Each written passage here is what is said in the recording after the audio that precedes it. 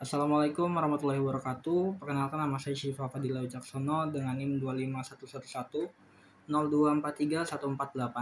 Pada kesempatan kali ini saya akan mempresentasikan hasil kerja saya, yaitu makalah pengantar bisnis. Yang pertama langsung saja latar belakang. Aktivitas bisnis beroperasi sebagai sebuah ekosistem ekonomi kompleks yang mengintegrasikan berbagai faktor produksi dan kondisi pasar demi menghasilkan nilai tambah bagi publik.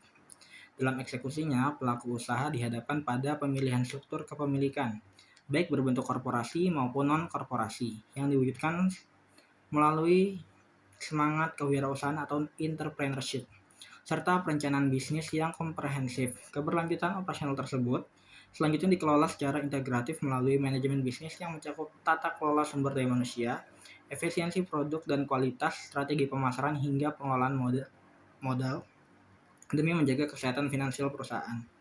Selanjutnya adalah rumusan masalah. Yang pertama yaitu apa definisi, konsep dasar bisnis, serta faktor-faktor produksi dan lingkungan yang mempengaruhinya. Yang kedua, bagaimana peran etika bisnis, tanggung jawab sosial, dan implementasi bisnis Islam dalam menuntun moralitas operasional bisnis. Yang ketiga, bagaimana karakteristik kepemilikan bisnis, korporasi dan non-korporasi, serta bagaimana menyusun bisnis plan yang mencerminkan jiwa entrepreneurship. Yang keempat, bagaimana fungsi manajemen bisnis diimplementasikan pada sektor sumber daya manusia, produk atau kualitas, pemasaran, dan pengelolaan modal.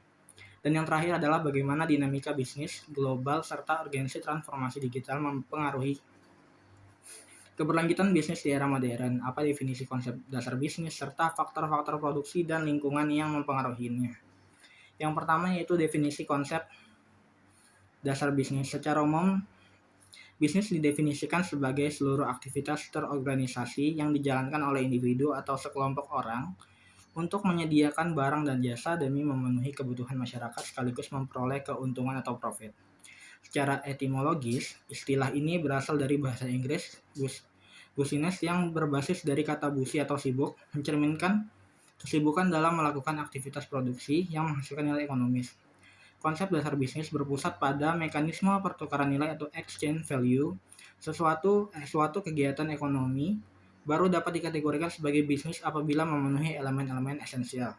Antara lain adanya kebutuhan dan keinginan konsumen atau net and wants, penetapan strategi pasar yang tepat, terjadinya transaksi bernilai, pencapaian profitabilitas untuk menutup biaya operasional, serta berorientasi pada keberlanjutan jangka panjang.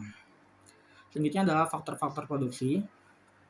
Faktor produksi merupakan semua jenis sumber daya yang dikombinasikan dan dikelola oleh pelaku usaha untuk menghasilkan atau meningkatkan nilai tambah suatu produk dan jasa. Faktor produksi diklasifikasikan ke dalam 4 kategori utama. Yang pertama itu adalah sumber daya alam. Di deskripsi komprehensif dia segala macam dan fasilitas yang disediakan alam untuk mendukung proses produksi. Contoh realnya yaitu lahan pabrik, ketersediaan air bersih dan minyak bumi dan biji. Selanjutnya adalah SDM, yaitu kontribusi fisik, keahlian teknis maupun kemampuan berpikir yang dicurahkan oleh manusia dalam proses produksi. Contoh realnya itu adalah operator mesin, manajer operasional, akuntan, dan desain produk. Selanjutnya adalah modal, yaitu sarana peralatan atau instrumen finansial yang digunakan sebagai penggerak aktivitas untuk menghasilkan produk baru. Contoh realnya itu adalah dana investasi awal, mesin otomatis, gedung perkantoran, jaringan komputer, serta kendaraan logistik. Dan yang terakhir adalah kewirausahaan, yaitu kecakapan manajerial dan jiwa inovatif untuk mengorganisasikan SDA atau SDM dan modal guna mengambil resiko komersial. Contoh realnya adalah kepemimpinan CEO atau founder, metode mitigasi risiko operasional, serta perumusan metode bisnis baru. Selanjutnya adalah lingkungan yang mempengaruhi bisnis. Operasional bisnis senantiasa berinteraksi dengan dinamika lingkungan di sekitar yang terbagi menjadi 2 ranah utama. Yang pertama itu adalah lingkungan internal atau dapat dikendalikan, berada di dalam batas organisasi perusahaan, mencakup budaya perusahaan, gaya kepemimpinan, alur komunikasi dalam struktur organisasi, serta kapabilitas aset internal. Yang kedua adalah lingkungan eksternal atau tidak dapat dikendalikan, faktor makro di luar kendali perusahaan yang wajib antisipasi melalui analisis spasial atau politik ekonomi, sosial budaya, teknologi legal hukum, dan lingkungan alam, serta peta kompetensi pasar. Dan selanjutnya adalah peran etika bisnis dan tanggung jawab sosial atau CSR. Etika bisnis memberikan acuan normatif mengenai tindakan yang dinilai benar dan salah dalam menjaga hubungan kemitraan dengan para pemangku kepentingan stakeholder. Implementasi nyata terlihat pada transparansi, laporan keuangan, dan penegakan kompetensi secara sehat. Sementara itu, CSR mewajibkan emiten atau pelaku usaha mengadopsi kerangka kerja triple bottom line, yaitu keseimbangan antara pemenuhan keuntungan finansial atau profit, pemberdayaan masyarakat sekitar, dan pelestarian lingkungan hidup secara berkelanjutan. Selanjutnya adalah implementasi bisnis Islam. Dalam spektrum masyarakat religius, tata cara dalam spektrum masyarakat religius, bisnis Islam mempertegas kompas moral melalui kewajiban menegakkan asas keadilan, transparansi, serta keharusan menjauhi unsur maghrib. Yang pertama yaitu masyir, praktik perjudian, spekulasi berlebihan, atau transaksi untung-untungan yang merugikan salah satu pihak. Yang kedua adalah gharar, untuk ketidakpastian, manipulasi, atau penyembunyian informasi objek akad yang memicu penipuan. Yang ketiga adalah riba, pengambilan tambahan atau bunga pada modal pinjaman secara batil yang mengeksploitasikan debitur. Bisnis Islam mempertegas kompas moral melalui kewajiban menegakkan asas keadilan, transformasi, serta keharusan menjauhi unsur maghrib. Selanjutnya adalah karakteristik kepemilikan bisnis, korporasi dan non-korporasi. Indikator pembandingnya itu adalah status hukum. Di non-korporasi dia bukan entitas hukum mandiri, harta pribadi pemilik nyatu dengan aset bisnis. Sedangkan pada korporasi merupakan entitas hukum formal terpisah yang sah secara undang-undang. Selanjutnya adalah tanggung jawab. Di non-korporasi dia tidak terbatas, kekayaan pribadi pemilik dapat disita untuk melunasi utang usaha, dan pada korporasi terbatas, kerugian pemilik maksimal sebesar porsi saham yang di-store. Selanjutnya pada kontinuitas operasional, di non-korporasi dia rentang usia usaha cenderung pendek, bisa bubar jika pemilik wafat atau mundur, dan pada korporasi kelangsungan hidup terjamin kokoh, kepemilikan mudah ditransfer via bursa saham. Dan yang terakhir adalah akses likuiditas atau modal. Pada non-korporasi terdapat pada tabungan internal pemilik atau pinjaman perbank skala kecil. Di korporasi dia sangat luas melalui emisi saham baru, obligasi, atau pendanaan pasar modal. Selanjutnya adalah penyusunan bisnis plan berjiwa entrepreneurship. Rencana bisnis atau business plan yang inovatif wajib mencerminkan kalkulasi matang dan keberanian mengambil resiko terukur. Komponen inti yang menyusun meliputi yang pertama ringkasan eksekutif atau executive summary, paparan ringkas mengenai keunikan visi misi dan korporasi nilai produk.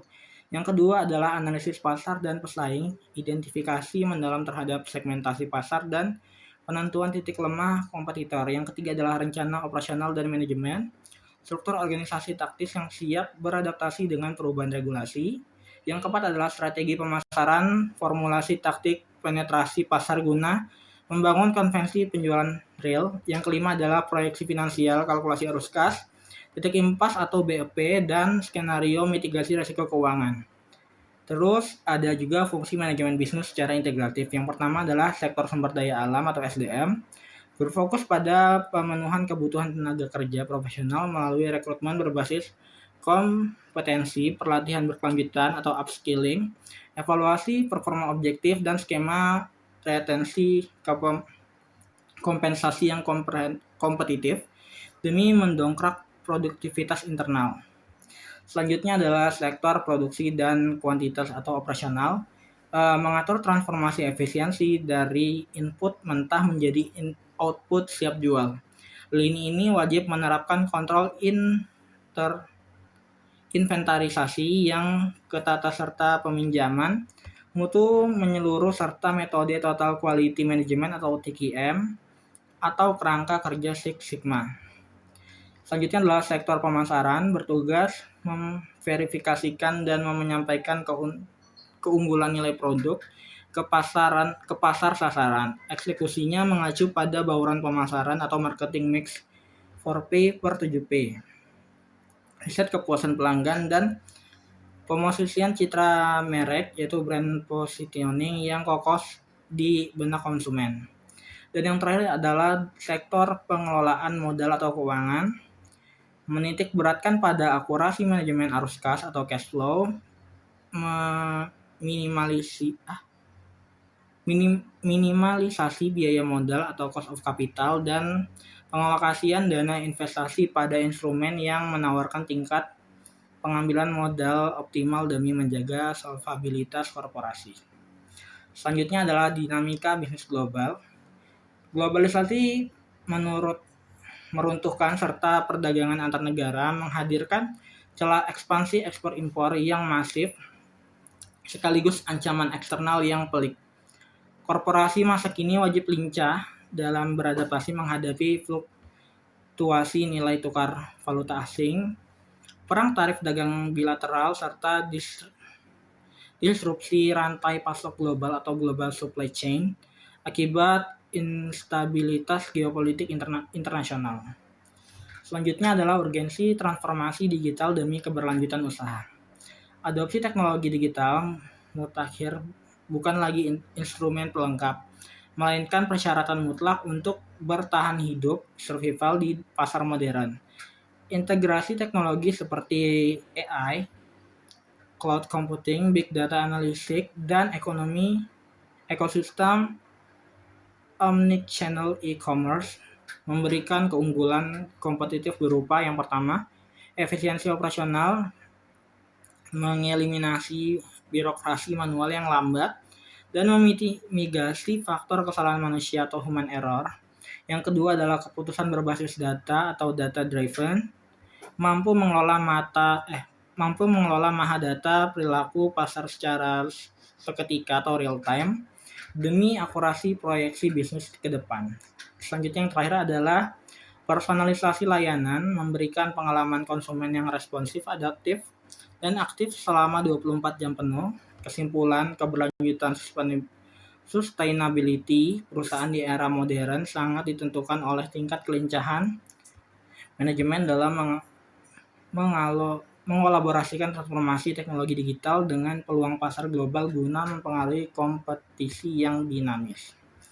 Yang terakhir adalah kesimpulan, keberlanjutan dan kesuksesan sebuah bisnis tidak lagi sekedar ditentukan oleh aktivitas transaksional, melainkan oleh kemampuan organisasi dalam membangun ekosistem yang dinamis. Hal ini dicapai melalui sinergi yang lincah antara pemanfaatan faktor produksi atau SDA, SDM, model, dan kewirausahaan dengan kemampuan mengantisipasi perubahan lingkungan internal maupun eksternal melalui kerangka PESTEL. Selain itu, operasional bisnis yang tangguh harus berakar pada rancangan rencana bisnis atau business plan yang berjiwa kewirausahaan lalu dieksekusi secara integratif melalui pengelolaan manajemen yang disiplin pada lini SDM, standarisasi mutu produksi, penetrasi pasar, serta alokasi keuangan.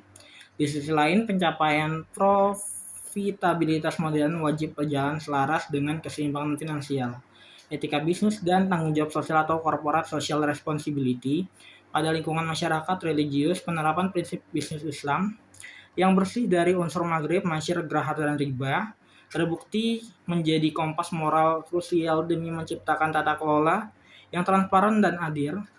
Pada akhirnya, resiliensi perusahaan di tengah ketidakpastian pasar global dan percepatan transformasi digital sangat bergantung pada kemampuan organisasi untuk tidak hanya mengejar laba, tetapi juga adaptif dalam memanfaatkan teknologi seperti AI dan Big Data. Sekian presentasi dari saya, apabila ada salah kata mohon dimaafkan. Wassalamualaikum warahmatullahi wabarakatuh.